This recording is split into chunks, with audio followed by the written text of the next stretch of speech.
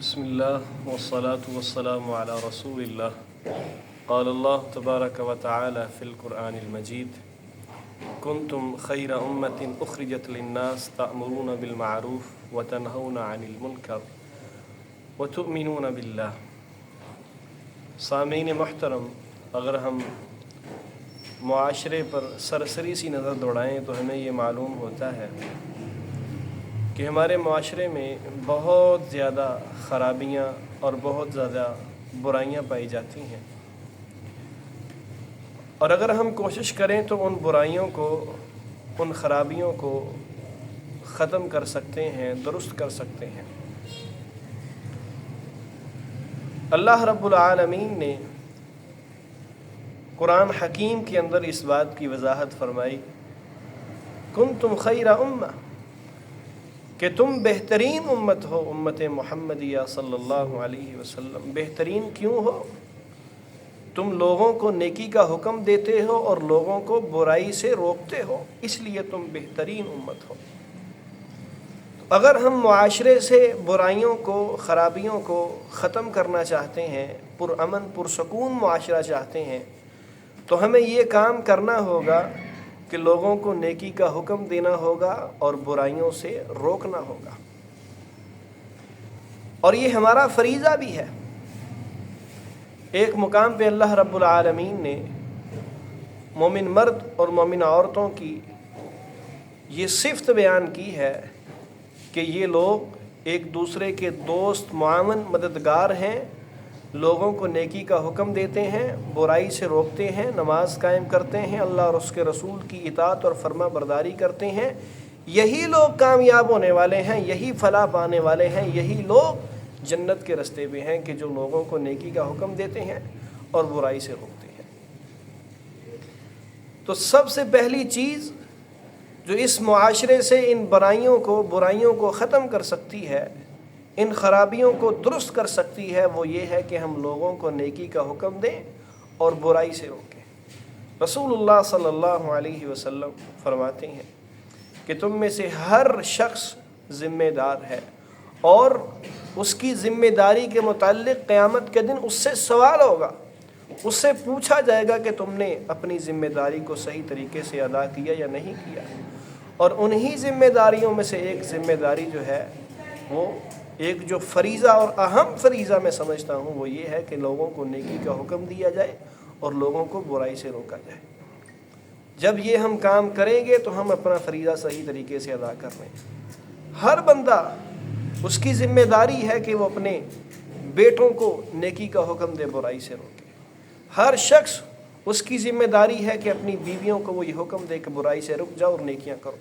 اپنے بیٹوں کو، اپنی بیٹیوں کو، اپنی بہنوں کو، اپنے بھائیوں کو، ہر شخص جس کو اس کا ذمہ دار بنایا گیا ہے، اس کی ذمہ داری ہے کہ اس نے اس کو صحیح طریقے سے ادا کرنا۔ رسول اللہ صلی اللہ علیہ وسلم فرماتے ہیں کہ جب تم میں سے کوئی برائی دیکھے تو وہ اس کو روکے، اگر استطاعت رکھتا ہے تو اپنے ہاتھ سے روکے اس کو۔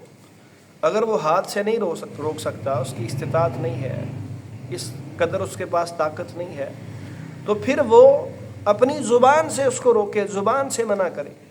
اگر اتنی بھی طاقت نہیں ہے تو پھر کم از کم دل کے اندر اس کو برا جانے کہ یہ بری چیز ہے۔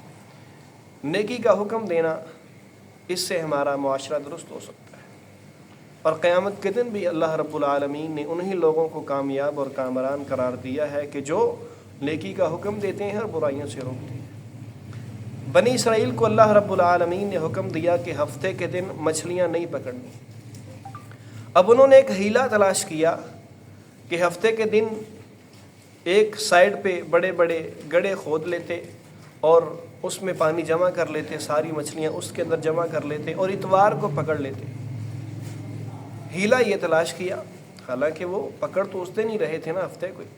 اللہ رب العالمین نے یہ کہا کہ مکمل بائی کاٹ کر دو، ہفتے کے دن کسی نے مچھلیاں نہیں پکڑنی۔ ان کے لیے ایک آزمائش تھی، پورا ہفتہ مچھلیاں نہیں آتی، جب ہفتے کا دن آتا تو مچھلیاں بہت زیادہ آتی۔ اب اللہ رب العالمین نے ان کو آزمایا۔ ایک گروہ وہ تھا جو مچھلیاں پکڑتا تھا، ایک گروہ وہ تھا جو ان کو کہتا تھا اللہ کے بندو، اللہ نے جب منع کیا ہے تو کیوں کرتے ہو، رک جاؤ اس چیز سے۔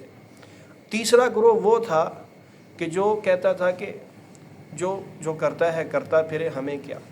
وہ خود مچھلیاں نہیں پکڑتے تھے لیکن لوگوں کو نیکی کا حکم بھی نہیں دیتے تھے، اس برائی سے روکتے بھی نہیں تھے۔